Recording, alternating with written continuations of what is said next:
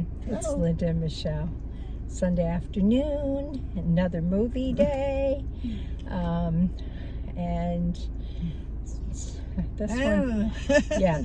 The name of it was Eddington, and quite honestly, I will admit to be the one who wanted to see this, but I really believed I was going to a cowboy movie. Recently, we saw the movie called Unholy Trinity. We didn't like it. It was a cowboy movie. And we were talking about how in the 60s, 70s, 80s, maybe even 90s, there were so many cowboy movies and television shows. Everything was cowboy. And how that has stopped so completely, and probably much before the 90s, probably the 60s and 70s. But it has completely stopped. And there's just no more cowboy movies. So we hated the last one we saw, or didn't like it, didn't hate it, but really didn't love it. Yes. So I thought, Linda thought this was... let's go see this cowboy movie and it'll be redeeming, right? And why she thought it was a cowboy don't movie, know. we can't figure out. I don't read about movies for the most part. I really look at the picture and read the little clip that's under the title of the movie. And for some reason, maybe because they were in cowboy hats, I probably it. thought this would be a cowboy movie.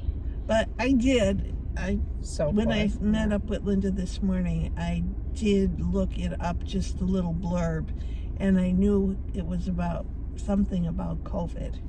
So I went in knowing that much about it. But it was so much more than COVID going on in that movie. There was so much going on in that movie. So much. It was, oh my gosh. It was gosh. okay until it got not okay. And it got a little weird. Yeah. It was set in the early days of the lockdown, the COVID lockdown. Yeah, it was 2020. It was May of 2020. So it was about 6 weeks because we all went home in about mid-March. So it was about 6 weeks or 2 months into lockdown. And people were feeling it, they were getting a little crazy. Everybody was following the internet. All the influencers were popping up on the internet. Lots of misinformation popping up on the internet. Facebook was a big deal. Some people were like, you gotta have a mask. And other people were, I can't wear a mask. I can't breathe in a mask. And the whole familiarity of the lines outside the stores and that was all how it kind of started. But then it grew. It grew between the mayor and the sheriff. The mayor of the one town and the sheriff of the, I don't know if it was the same town.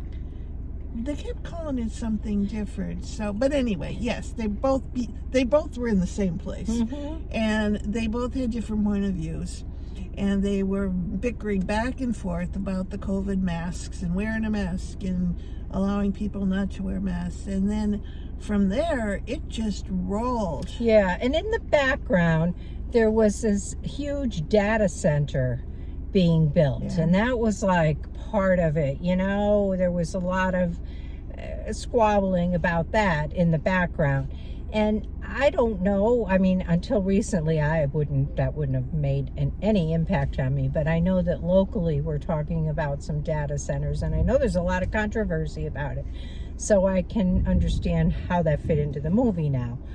But it just... And then right in the middle of all this with the COVID fight, and we have the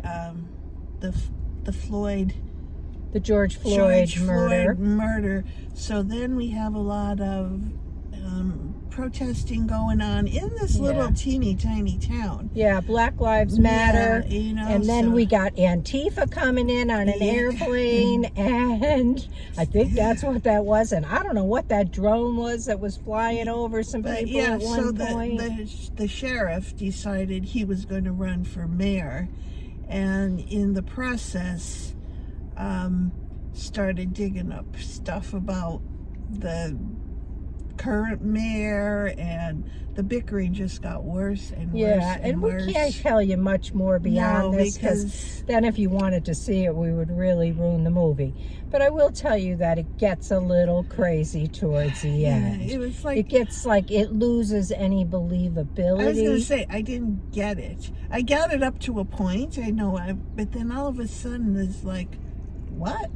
Yeah, it gets a little crazy. Even after the first murders, and so stop right there, but even after that, I thought, okay, we're going back to the story, but it just kept escalating from there and got a little crazier. I don't know. I guess if you want to look, what it said to me, let me say this first. If you want to look at how crazy our society has become, this is probably a good movie to see, because there was a little bit of all of the different elements that are going on in society the last few years. Yeah. And it just, to me, said how crazy we have all become, like how insane our society is. And I don't know if there's any redeeming qualities left or anything to come back to. Yeah, it was. The second half of it, I would say, for me, is like there's no words, because they were jumping around so much. Like you said, Black Lives Matter. Then we had allegations, rape, pedophiles, all this other stuff was thrown in there. All the crazy pieces and words we hear in society today. Yeah, it was all kind of brought up there. Yes. In different kind of ways. So I don't know. To rate it is kind of hard, because I did like it up to a point. I thought it was very interesting how they were portraying our society back there in 2020 to some degree, but then I didn't. It kind of lost me. It kind of lost me toward the end too, when it got crazy. Yeah. But I still kept hearing all the buzzwords and we were still showing up all the Facebook stories and a lot of the YouTube things, and the influencers and everything the misinformation. Everything was being videoed. Everybody had a camera. So it really is a very complex picture of what our society looks like, all jammed into one town. It's just crazy. Yeah. How would you rate it? I'm having a hard time with that. Me too. I really am. I guess I would say I'm going to go middle of the road with this one and say, I'm saying a 6. Okay, and I was going to go a 7, and it's probably somewhere in between there. Yeah. It has its value in seeing it, but be prepared for not going to see a traditional movie. No, because we kind of got thrown. What we were expecting and what we got were not the same thing. Really, very true. And I will say, Pedro Pascal is in this movie. He is in the movie we saw yesterday with the Fantastic Four. He is in a movie we saw last week with the Materials. He's quite popular, obviously. Yeah, he's been doing a lot. Yeah. So. He was the mayor in this movie. Yeah. Joaquin Phoenix was the sheriff. Yeah. I don't know.